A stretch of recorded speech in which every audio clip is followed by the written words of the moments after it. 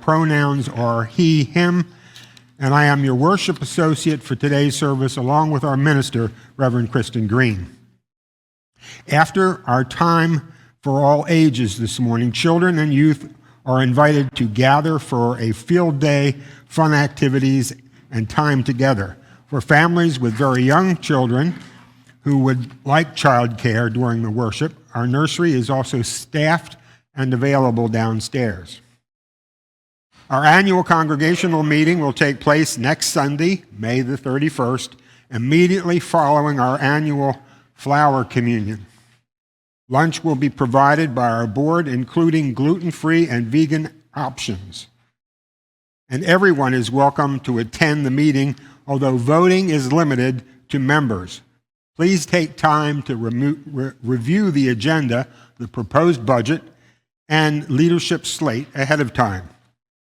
Also, today after worship, our treasurer, Charlie Alcorn, will lead a budget information session focused on the proposed budget and renovation plans for the property. If you have detailed questions, we encourage you to attend that session and ask those questions now to keep next week's meeting short. That session will be in the carriage house, and it will also be online for those who are worshiping remotely. It'll be the same connection for that budget meeting.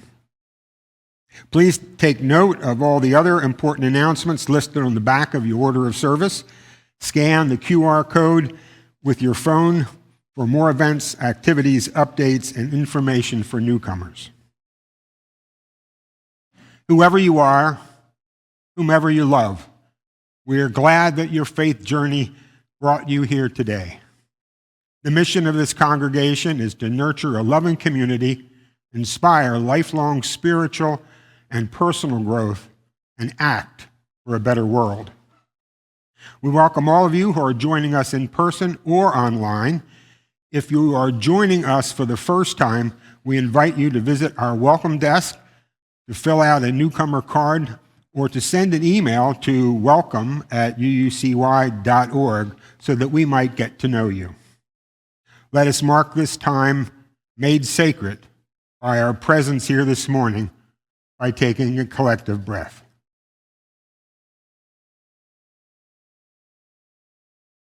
Again, welcome to UUCY.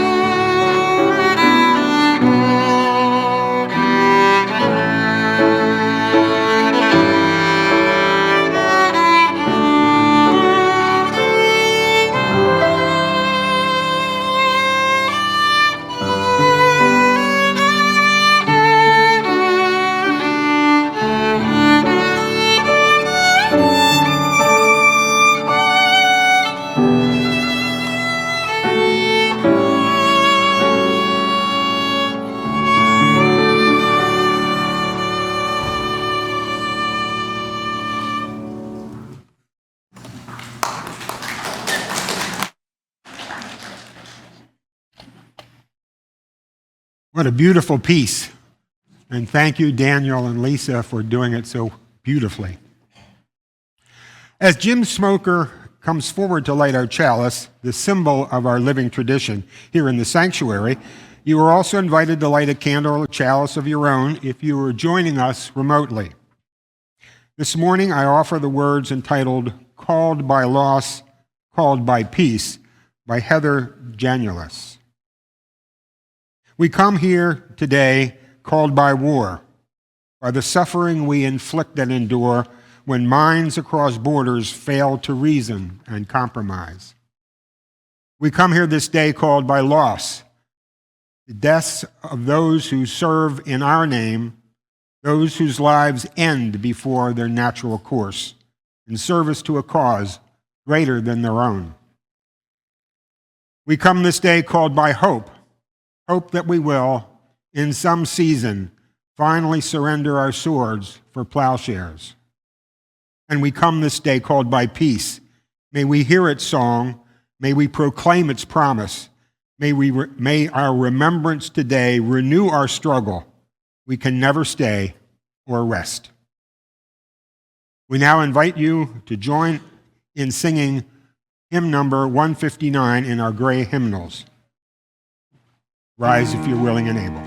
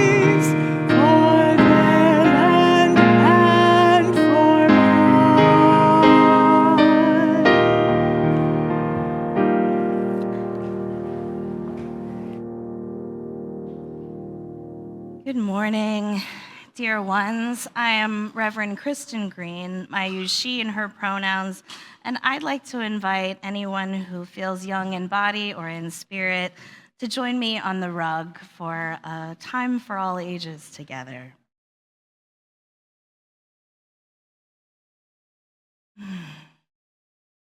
Welcome. Good morning. Thank you.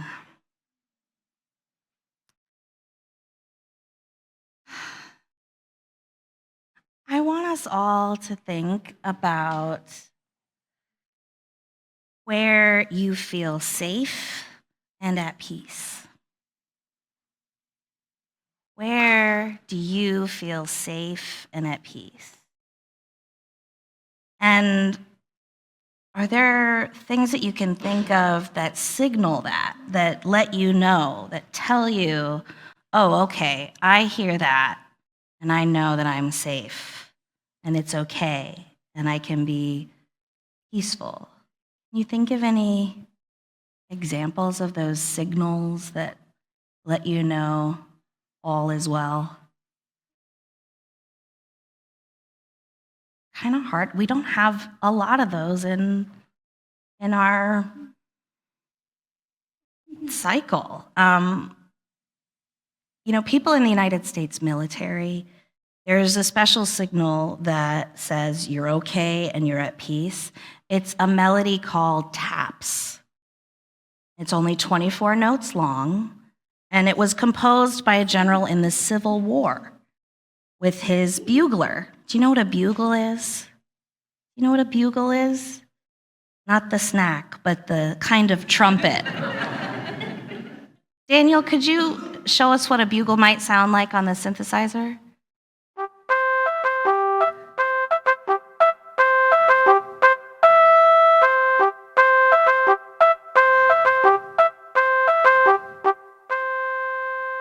That might be a good wake-up call. That's actually the wake-up call. That's the bugle call that says, everybody wake up, it's time to get going. And in days long ago, before radio, before internet, before text messages, the bugle calls were actually the only way that the military units could communicate to the groups over a large area. And in the 1860s, the end of the day was also very important, just like the wake-up. If there was time and peace enough to play taps, that was a signal that the camp was relatively safe. It meant that you were not actively under attack, and it meant that there were no enemy soldiers to worry about. So to a camp of soldiers, the notes played of taps meant that unless you were on duty, you could close your eyes and sleep peacefully for a while. They say that the first time taps was played at a service for fallen soldiers also took place during the Civil War. In those days, the traditional military salute was, as it still is, the firing of 3-round volleys of rifles. But this one time, they say, was after a long battle when finally a ceasefire had been called and both sides had stopped to bury their dead. In one camp, as the work ended and the memorial service began to take shape, the soldiers knew that sounding the artillery salute might be taken as a return to fighting and not as a sacred memorial. So someone had the idea of sounding the bugle, and that sound would never be taken as an aggressive act of war. So taps came to mean the same thing as it's safe and quiet, end of the day, time to rest, or even time to reflect. So it's almost like an invitation, like a centering music in a way. It calls us back to stillness and quiet. Let's listen to Daniel play that for us.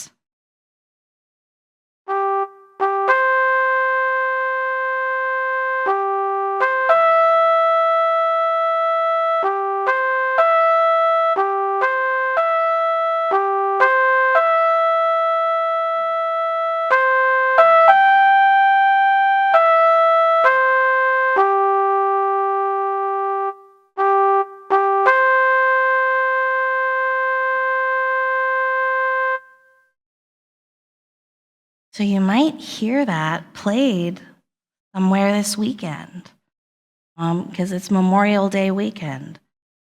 And many people in the US are remembering and honoring all those who have died while serving our military. So if you hear that, you might stop what you're doing and think about every person in the world who might need a message of peace, and send them some of your own when you start to feel that in your body. Thank you so much for gathering, for showing up today. I hope you have a fun time in your activities. Let's all rise in body and spirit. Imagine imagine receiving peace from someone, giving peace away, sharing peace together, and living from peace.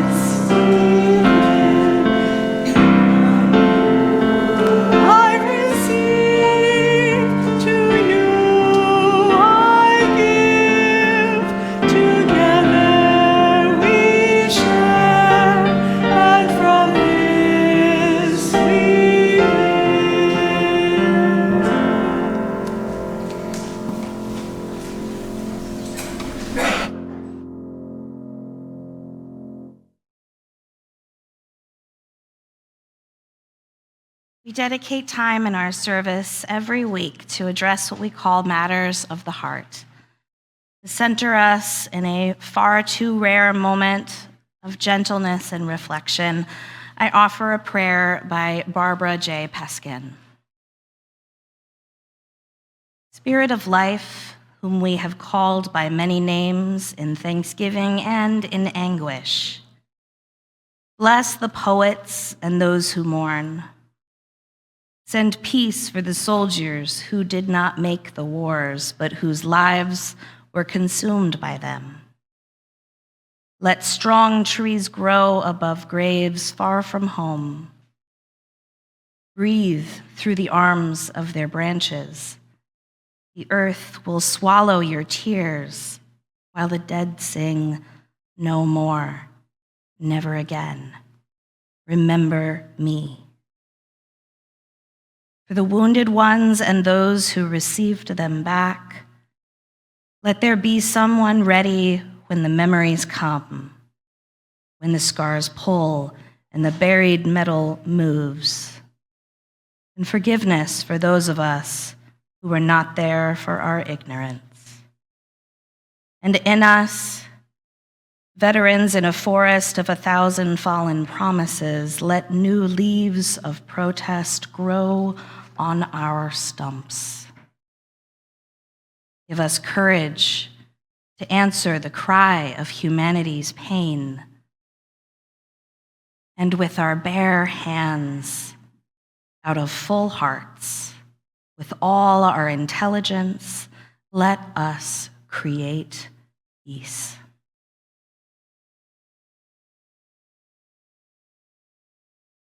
We now move to the matters shared by members and friends of our community. This is a time to share the joys and the sorrows, the small moments of happiness, and the deepening concerns that reside within our hearts. You may choose to share anything during the week on our website by writing a note and placing it on the pulpit, or I will check in with our people on Zoom and read whatever they put in the chat aloud. We light a candle of appreciation for the many hands and hearts who offer their gifts of service. And as we learn their names and faces, may we extend our own gratitude to Katie for greeting us at the door, Tess and Robbie for offering warmth from our welcome desk, Leslie for providing beautiful flowers, Joan and Dan for serving as ushers, Brandy and Sandy for counting our collection, Connie and Carol and so many others in the kitchen with our coffee and helping wash up afterward, and Zen and Robert and Doug and Sarah for keeping us online all over the world. May all those whose labors remain unnamed feel held by our expansive gratitude and forgive us for our omissions. May we increase our awareness of all the invisible ways we share in this sacred work. We light one final candle this morning for all that remains unspoken within our hearts. It may feel too large or too small to share. You may not be ready to hear it read aloud, but please know that we hold these with you in silence, even if the words never come. We honor all that we carry within us and know that the flame of our faith kindled here resides within us also at all times. So may it ever be, and amen.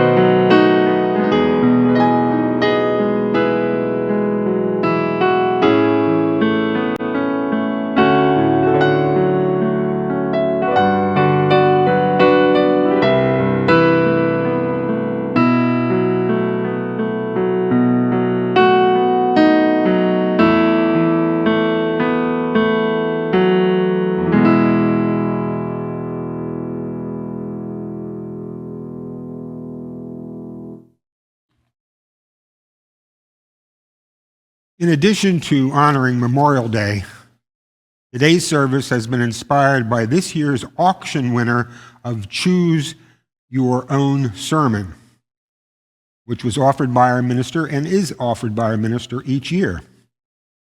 Jim Smoker shared with Reverend Christin about his faith tradition of origin in the Church of the Brethren. One of the central texts is called Martyrs Mirror, a collection of historical testimony, a spiritual genealogy, and a witness to costly discipleship and nonviolence. While much of Martyrs Mirror is filled with stories of imprisonment, torture, execution, and public witness, this passage reflects on something quieter, the persistence of faith, conscience, and community, even when they fade from public view. This image is not of a stake or scaffold, but of the moon, still present even when eclipsed, obscured, and hidden beneath the horizon.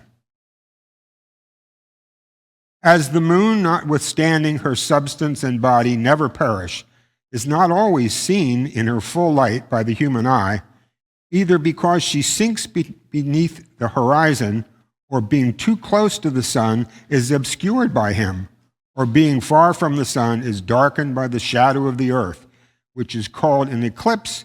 Even so it is with the substance and appearance of the Church of God on earth. The latter, though never perishing entirely, does not always show herself in full form.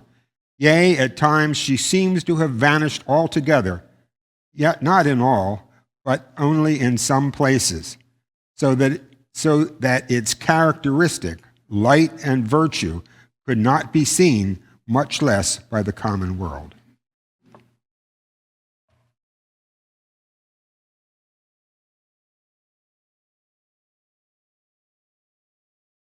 Thank you, Steve. Thank you, Daniel and Lisa. Before it was called Memorial Day, it was often called Decoration Day.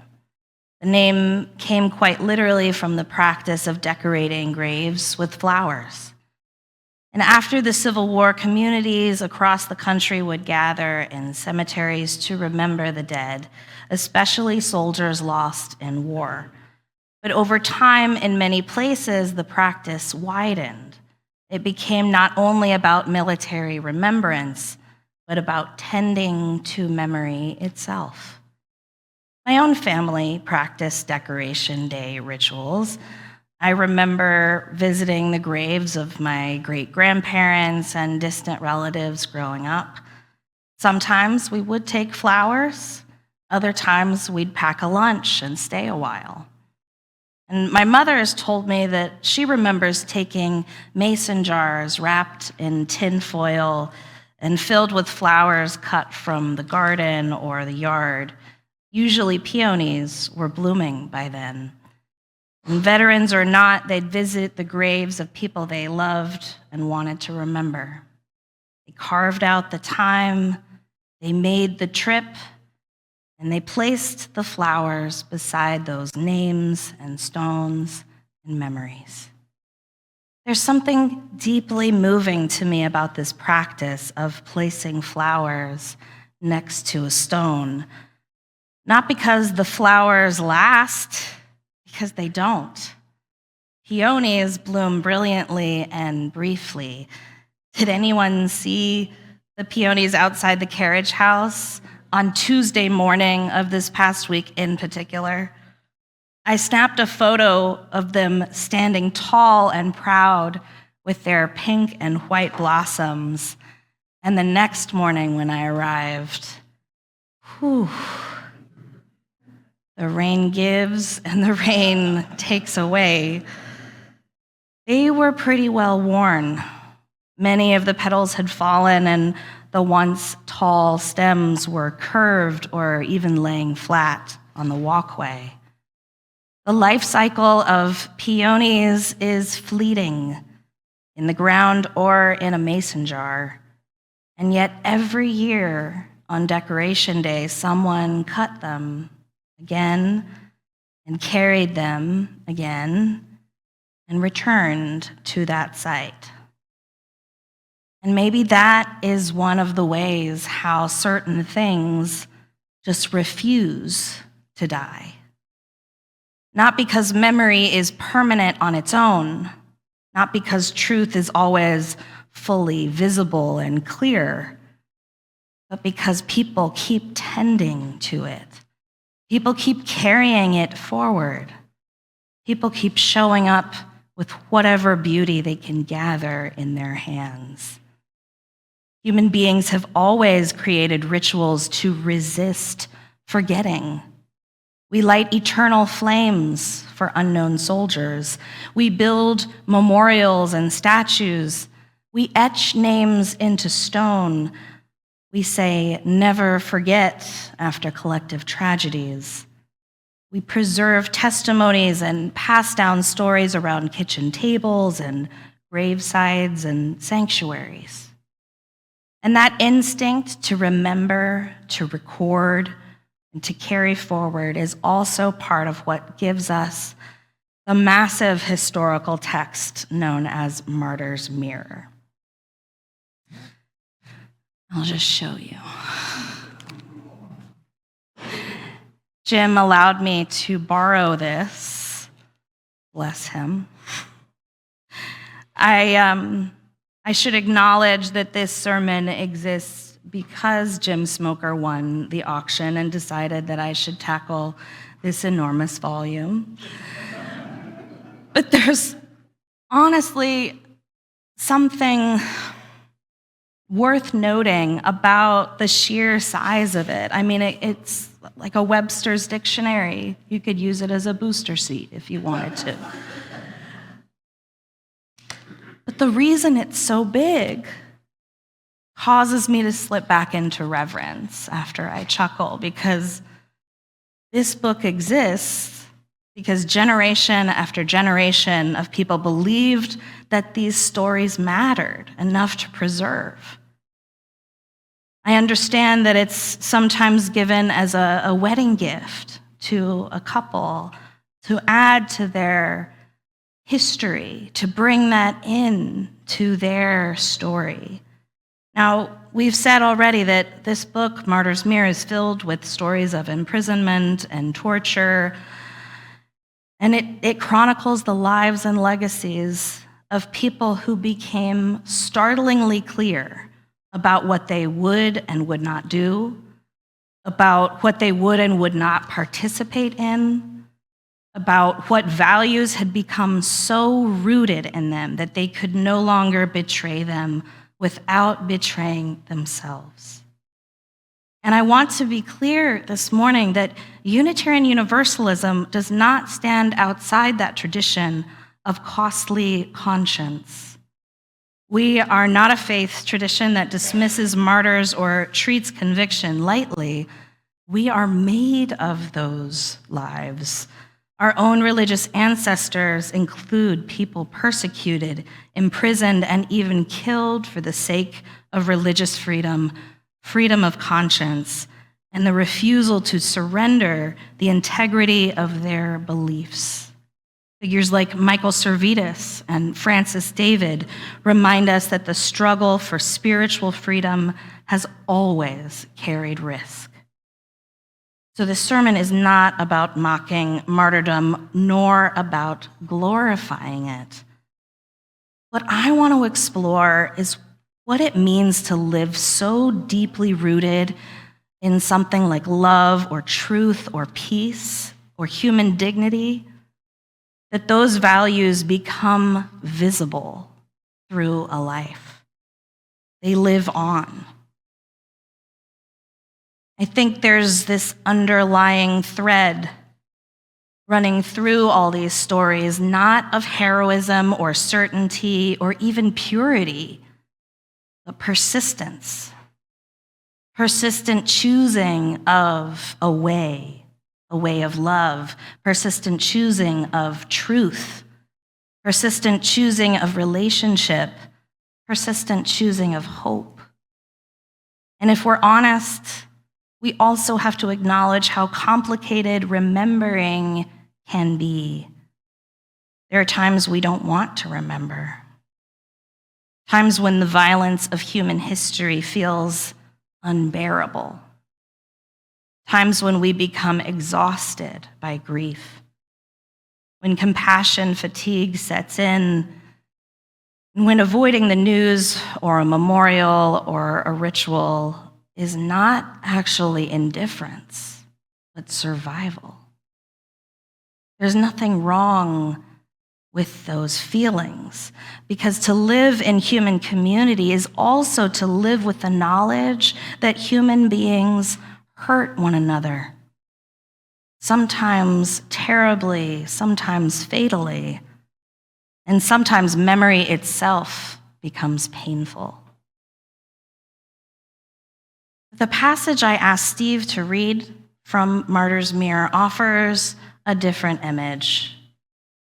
The moon. As the moon, notwithstanding her substance and body never perish, is not always seen in her full light by the human eye. The writer describes how the moon can become hidden by shadow, overwhelmed by brightness, or even eclipsed from view, but yet it is still fully there. And the text says the same is true about the church, the concept of a faith community, that even when it disappears from public sight, something is not visible. Even when communities become scattered or driven into a kind of wilderness place, there is something essential that remains. And perhaps the same is true about compassion, conscience, peace, love, stories, and values. They're sometimes eclipsed, sometimes obscured, sometimes driven underground for a period, but not entirely gone. It is one of the great spiritual tasks of human beings to keep tending those things during seasons of eclipse, to continue carrying flowers, to keep lighting candles, to keep telling stories, to keep singing songs of peace, even when peace feels impossibly far away. This week, during study leave for my doctorate in ministry on soul care, I spent time studying James Baldwin, Baldwin deeply understood the violence human beings inflict upon one another. He watched friends and fellow activists die by assassination. Medgar Evers first, and Malcolm X, and Martin Luther King Jr. He understood hatred and fear and the cost of racism and the depths of despair.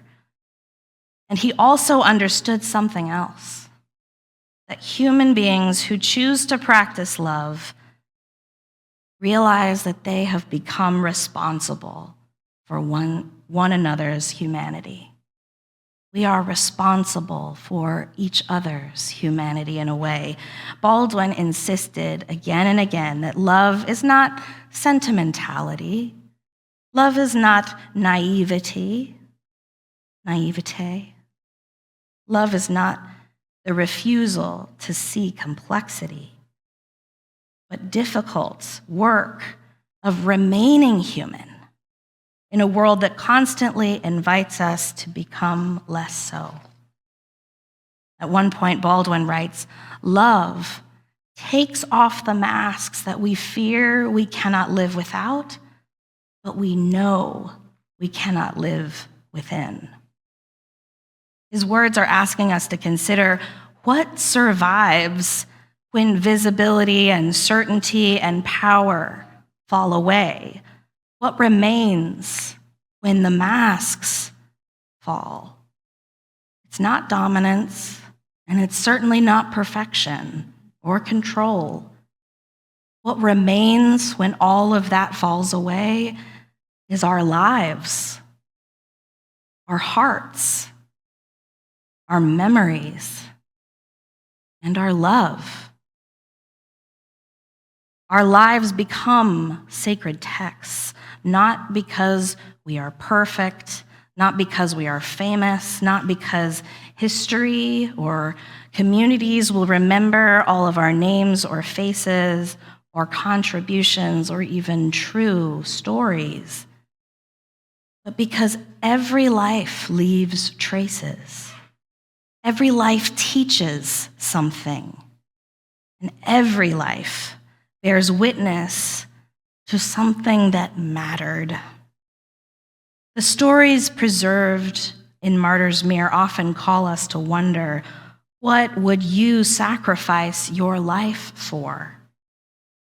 But perhaps our question today can also be, what will we live for?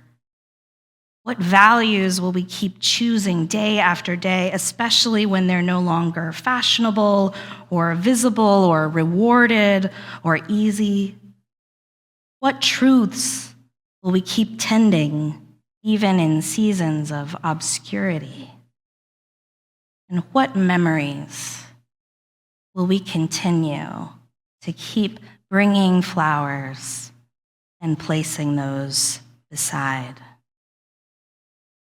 In a spirit of reverent curiosity for life and love, I say amen. Blessed be, and may it be so. Our hymn response may be unfamiliar, so you may remain seated as we sing together. It's in our teal hymnal, 1052. It's entitled, "The Oneness of Everything." Lisa's going to song lead us in verses 1 and 3.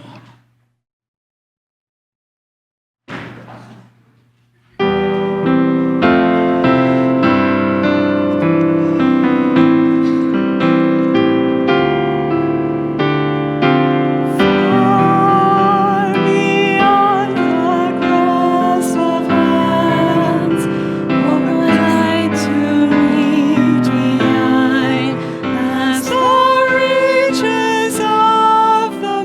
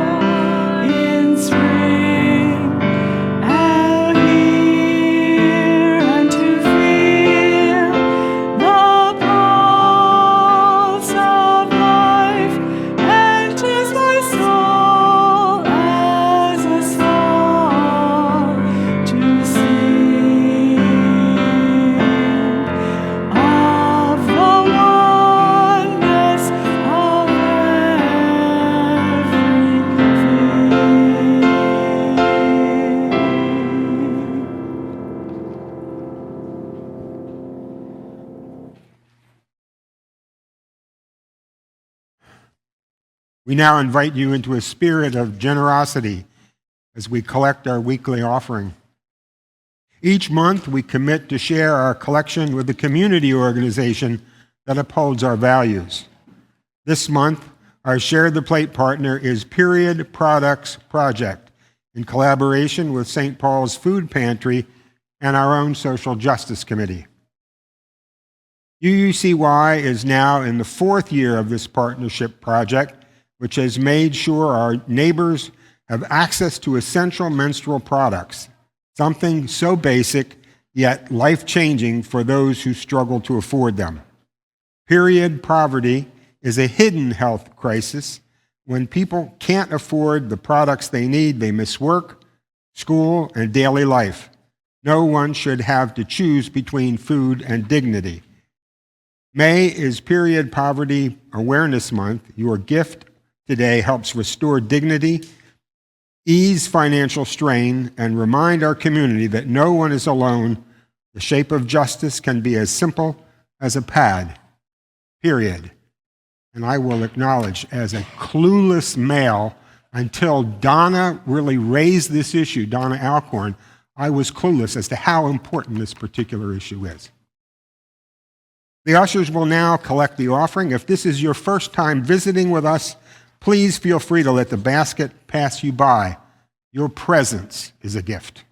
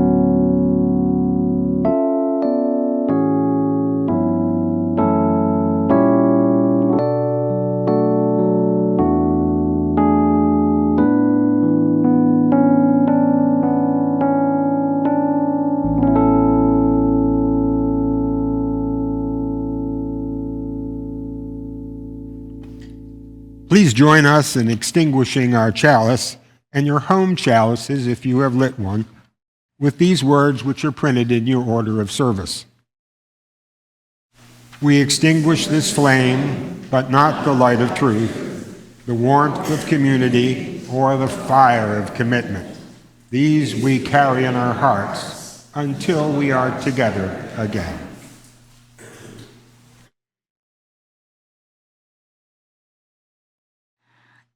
Thank you, Jim Smoker, for introducing me to this text and tradition. I didn't make it through the whole thing. I hope you'll forgive me, but it was really wonderful to explore.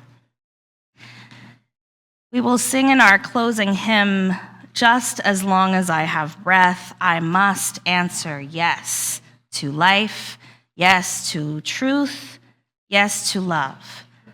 And I cannot imagine a better description of what it means to keep a story alive.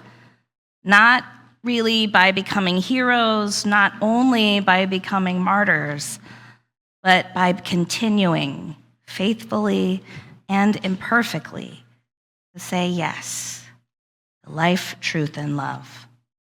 Go in peace on this Memorial Day weekend. And I invite you to rise in body or in spirit to sing together our closing hymn.